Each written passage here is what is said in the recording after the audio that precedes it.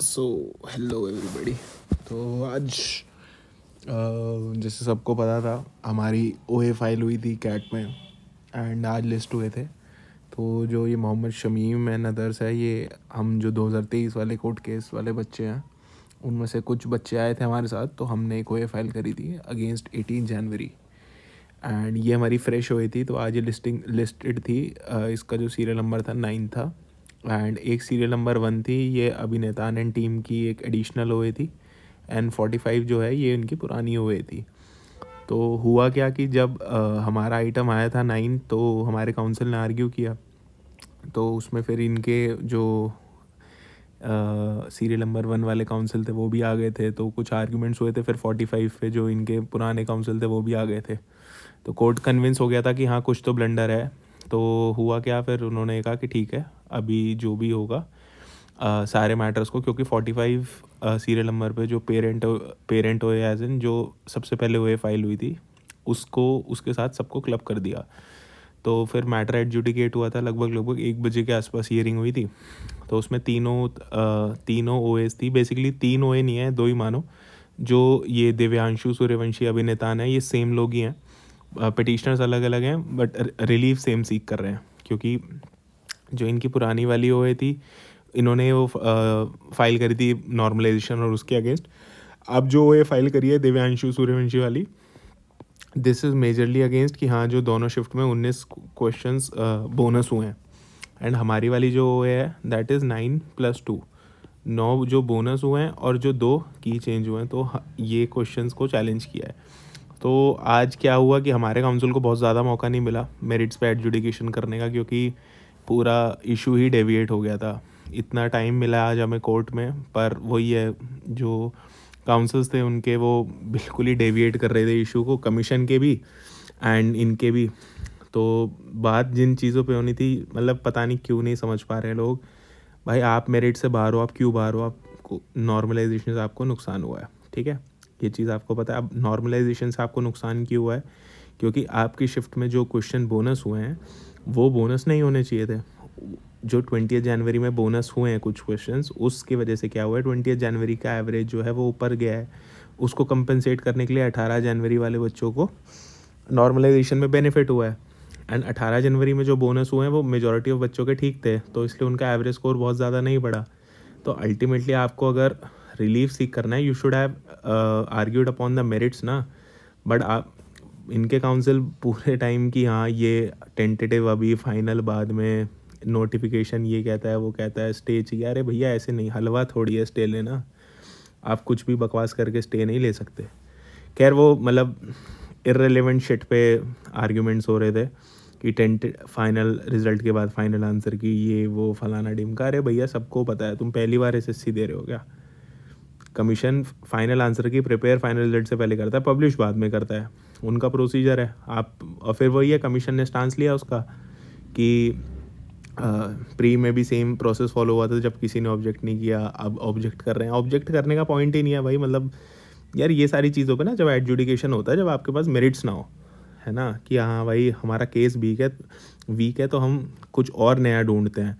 Normalisation गलत है। अरे भैया नॉर्मलाइजेशन कैसे गलत है? आप प्रूव करो ना कि क्यों गलत है। ठीक है आप कह रहे हो 4 नंबर 5 नंबर का होता है, बट आपको नॉर्मलाइजेशन में नुकसान इसलिए हुआ है क्योंकि आपकी शिफ्ट का एवरेज बढ़ा है। आप क्वेश्चंस पे बात करो ना। आप ये सब चीज़ों को घुमा रहे हो, राउंड अबाउट कर रहे हो, उससे कोई होगा नहीं। अल्टीमेटली रिलीफ जो आपको सीख करना है आपको ये है, अपनी शिफ्ट्स में आपको बोनस हटवाने हैं, 20 जनवरी में भी 18 जनवरी में भी। तो ये है कि आपकी जिस चीज़ पे अपनी फ़ाइट, आप मेरिट पे फाइट करो। आप प्रोसीजरल इरेगुलरिटी दिखाओगे तो उससे क्या है, कोर्ट कन्विंस हो गया। जो चीज़ मैंने सबसे पहले वीडियो में डाली थी कि कैट के ऑर्डर पे भाई क्या उसमें क्या ब्लंडर है कि पहले रिजल्ट आ गया फाइनल आंसर की बाद में आई। भैया प्रिपेयर नहीं हो रही थी, आंसर की हमेशा पहले ही प्रिपेयर होती है, पब्लिश बाद में होती है। पर वही है, वो एसएससी के काउंसिल भी प्रिपेयर्ड नहीं थे, तो उन्हें भी पता नहीं था एग्जैक्टली क्या बोलना है। तो जो यूजेज है वो बट मतलब लगभग 54 मिनट, पहले 6-7 मिनट आर्ग्यूमेंट्स हुए थे, फिर 54 मतलब लगभग 1 घंटा बहस हुई, पर कुछ भी फ्रूटफुल आर्ग्यूमेंट्स नहीं हुए। बेंच कन्विंस हुई कि हाँ कुछ तो दिक्कत है, बट क्या दिक्कत है उस पर कुछ हुआ ही नहीं है। तो ये हुआ मेजर इन 8 चीज़ों पे बात हुई थी। पहले डेट्स वाले इशू पे बात हो रही थी कि हाँ डेट्स में क्या है, कौन कौन सा नोटिफिकेशन कब आया, कैसे आया। उस पर फिर बेंच कन्विंस हो गई कि हाँ भाई हमारा इस पर कोई इशू नहीं है, जो भी है कमीशन पहले से ऐसे करता है। तो उस पर फिर उन्होंने कुछ किया नहीं। प्रोसीजर पे भी बेंच कन्विंस हो गया, क्वेश्चंस पे बात ही नहीं होने दी, कमीशन के काउंसिल ने भी नहीं होने दी, और ये जो इन्होंने जो ये फाइल करी थी ये भी इंटरेस्टेड नहीं थे। अरे भैया आप क्वेश्चंस पे आर्ग्यूमेंट करो ना, सेटल्ड लॉ हमारे फेवर में ही है। फिर एक आर्ग्यूमेंट और आया था इनकी टीम से कि डेस्ट 18 को हुआ, अपने आप रीस्केड्यूल कर दिया। अरे भैया आप ओपन कोर्ट ऑफ लॉ में झूठ क्यों बोल रहे हो? अपने आप थोड़ी रीस्केड्यूल किया, जब टेक्निकल ग्लिच हुआ था प्रॉपर नोटिस निकाला, सारी चीज़ें डाली साइट पे। अगर आपको ऐसे ही केस जीतना है, ऐसे ही खेलना है, तो फिर कोई पॉइंट नहीं है लिटिगेशन का। वही है कि वो सामने वाले काउंसिल इतने प्रिपेयर होते नहीं, तो आप कुछ भी बोलोगे कोर्ट को समझ आ जाता है कि हाँ ऐसा हुआ होगा वैसा हुआ होगा। बट कुल मिला के जिन चीज़ों पे आर्ग्यूमेंट्स होने चाहिए थे आज उन पे नहीं हुए।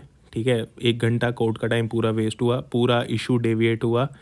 जिन चीज़ों पे एडजुडिकेशन होना चाहिए था उस पर कोई बात नहीं। सेटल्ड लॉ ठीक है हमारे फेवर में है कि हाँ, हमारे काउंसिल ने फिर एक जजमेंट भी दिया था गुरु नानक देव वर्सेस सौमिल गर्ग का, तो वो सेटल्ड लॉ है, वो कॉन्स्टिट्यूशनल जजमेंट है, 3 जजेस जजमेंट है।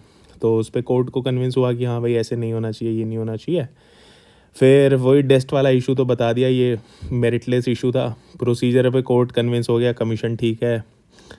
नॉर्मलाइजेशन पे आर्ग्यूमेंट हो रहे थे कि हाँ इतना हुआ है, बट क्यों होना है, कैसे होना है, जो इशू रेज कर रहे हैं वो इसको कन्विंस ही नहीं कर पाए कि भैया नॉर्मलाइजेशन का क्या इशू है। फिर कोर्ट ने एक चीज़ स्टांस लिया कि यार अगर आपको ऐसा ही है तो आपको ये चीज़ अपने नोटिफिकेशन में डालनी चाहिए कि हम ऐसे करेंगे वैसे करेंगे। इसमें एक चीज़ ऐड हो सकती थी कि पोस्ट प्रेफरेंस वगैरह वाला भी, पर वही है, वो मतलब एक स्ट्रक्चर्ड फॉर्म में अगर आप आर्ग्यूमेंट नहीं करोगे तो आपको रिलीफ नहीं मिलेगा। तो हमारे जो काउंसिल थे उनका सीधा हम मतलब जो हमारा ब्रीफिंग हुई थी, कॉन्फ्रेंस हुई थी, उसमें लोकस यही था कि यार मेरिट्स पे खेलना है हमें, क्वेश्चंस जो गलत हैं, जो आर्बिट्ररी बोनस है, केवल उस पर फाइट करनी है। बट वही है कि वो इशू पूरा ही डेविएट हो गया। बट कोर्ट का भी ये था कि ठीक है, उन्हें मल्टीपल पिलर्स थे जिन पे एडजुडिकेशन करना था, तो पहले वो प्रोसीजरल पे आए, प्रोसीजर पे कन्विंस हो गए, फिर नॉर्मलाइजेशन और उस पर डेट्स पे आए, डेट्स पे कन्विंस हो गए, फिर फाइनली मेरिट पे होना था एडजुडिकेशन। तो हमारे तो काउंसिल प्रिपेयर्ड थे, बट शायद कमीशन जो एसएससी के जो वो थे काउंसिल थे, उन्होंने शायद काउंटर एफिडेविट कल रात फाइल किया था या आज किया था। तो बट वही है, मेरिट्स पे वो बिल्कुल शांति होंगे, चुप होंगे, settled law, challenge management system. तो उस पर फिर काउंसिल यही है, उनका भी ये स्टांस था कि ठीक है हम पढ़ते हैं, हम रिजॉइंडर फाइल करेंगे। अब जो भी रीजंस हैं, तो मोस्ट लाइकली 5 मई को ये मैटर हमारा फिर से लगा हुआ है, एंड 5 मई पे मेरिट्स पे एडजुडिकेशन होगा। एंड ये 19 क्वेश्चंस पे नहीं होगा, 19+2 पे होगा, क्योंकि जो हमारी वाली ओए है मोहम्मद शमीम एंड अदर्स, उसमें हमने 9 क्वेश्चंस तो जो बोनस हुए हैं वो चैलेंज करें, और जो 2 क्वेश्चंस की कीज चेंज हुई है वो चैलेंज करें। तो टोटल 21 क्वेश्चंस पे एडजुडिकेशन होगा। तो यही समरी थी आज की। कुल मिला के टाइम वेस्ट किया इन लोगों के काउंसिल ने। अगर सही से इशू को सही तरीके से फाइट किया होता तो शायद कुछ ना कुछ रिलीफ मिल जाता। प्रोसीजरल लैप्स नहीं है, ठीक है, आप एक प्रोसीजरल में ब्लंडर नहीं है, आप अगर उस ब्लंडर का वही है। और फिर वही सुप्रीम कोर्ट का भी जजमेंट है कि अगर आपने एक इंस्टेंस पे किसी चीज़ का बेनिफिट उठाया है तो आप उसको चैलेंज नहीं कर सकते हो। ठीक है, प्रोसेस गलत है, बट हाउ उस प्रोसेस गलत पे आप स्टे सीक नहीं कर सकते ना। स्टे सीक होता है कि यार प्रिपरेशन में कुछ एरर है, ब्लंड उस वैसा कुछ एरर है। इट्स नॉट कि प्रोसेस में फ्लॉ नहीं है। बट ठीक है, ये लोग जो अपने प्रेजुडिस से आए होंगे उससे किया, बट ठीक है। 5 अभी सारे मैटर्स पे नोटिस हो गया है, सब्जेक्ट टू आउटकम्स हो गए हैं, दिल्ली हाई कोर्ट का जो ऑर्डर था वो बाइंडिंग हो गया है। तो मोस्ट लाइकली अपॉइंटमेंट्स होंगे, एंड अपॉइंटमेंट लेटर्स पे वही सब्जेक्टिव लिखा आएगा, एंड 5 मई पे इस पर फाइनल एडजुडिकेशन होगा। और बेंच भी कन्विंस थी कि यार इतने क्वेश्चंस हैं, तो वही है, जैसे 23 में होता वैसे ही इसमें होगा। कुछ क्वेश्चंस में रिलीफ मिलेगा उसको, जिसमें रिलीफ मिलेगा उसको कमीशन चैलेंज करेगा, जिसमें रिलीफ नहीं मिलेगा उसको हम चैलेंज करेंगे। तो ये क्या बड़ा अच्छी चीज़ है कि अगर ये मई में भी सॉर्ट हो गया तो we can move high court move करके सुप्रीम कोर्ट, मतलब जो भी होगा एडजुडिकेशन फटाफट हो सकता है। बट सारा खेल वही है कि मतलब एक कंसेंसस पे फाइट नहीं होनी, वो फाइट नहीं कर रहे हैं लोग, अपने अपना इश्यूज़ हैं, अपने अपने एजेंडाज हैं। बट ठीक है, दिस वाज द क्रक्स, ये है कि हाँ, बट सिलेक्टेड वाले सारे खुश होंगे क्योंकि उन्हें पता है जिस चीज़ पर एडजुडिकेशन होना चाहिए था वो हुआ नहीं। क्योंकि अगर कोर्ट को यार आपको दिखाना है कि हाँ फाइनल रिजल्ट क्यों गलत है, तो भाई आपको मेरिट दिखानी पड़ेगी। फाइनल रिजल्ट गलत है फाइनल आंसर की गलत होने की वजह से, आप फाइनल आंसर की गलत दिखाओ ना। नॉर्मलाइजेशन गलत है, डेट्स गलत है, प्रोसीजर्स गलत है, ऐसे नहीं होता, ठीक है। अगर आपको ये लग रहा है कि हाँ, बेंच के लिए हर मैटर नया मैटर होता है, उनको उतनी ही नॉलेज होती है जितना आप उनको ब्रीफ करते हो। आपने डे 1 पे इस चीज़ में नोटिस करा लिया कि ये बाद में हुआ था, बट ठीक है, वो चीज़ क्लैरिफाई हो गई। अब आप अगर उस पे ही स्टिक्ड रहोगे और उसके ही अराउंड आप स्टे मांगोगे, तो you are just wasting the court's time और आप अपने क्लाइंट का पैसा खराब कर रहे हो। बट ठीक है, जो भी चीज़ हुई इनके एंड से, लेट्स सी क्या होता है नेक्स्ट हियरिंग में। बट हाँ, हम लोग बहुत श्योर हैं कि हमें we are only fighting on the merits of the questions, क्योंकि अगर मेरिट्स गलत प्रूव कर दी तो रिजल्ट अपने आप सही हो जाएगा।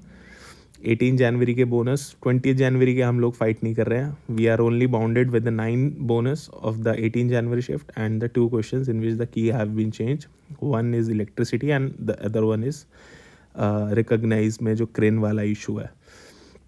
देखते हैं बाकी कैसे होता है एडजुडिकेशन, क्योंकि अब मल्टीपल पार्टीज इन्वॉल्व हैं। सुनने में आ रहा है शायद और भी ओएज हैं जो फाइल होकर सब टैग हो जाएंगी, तो it would be a total chaos.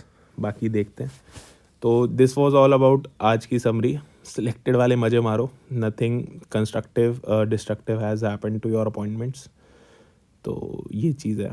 तो ठीक है, थैंक यू सो मच, अच्छा लगा तो शेयर करना। एंड ये अभी आज की हियरिंग से ना तो किसी को फ़ायदा है ना किसी को नुकसान है, बट हाँ ये है कि कोर्ट कन्विंस्ड है, कुछ इश्यूज़ हैं, बट अल्टीमेटली रिलीफ सारा होगा कि जो क्वेश्चंस चैलेंज है उसमें से कोर्ट कितनों में रिलीफ देता है एंड कमीशन का क्या स्टांस होता है उस पर। तो ठीक है, थैंक यू सो मच।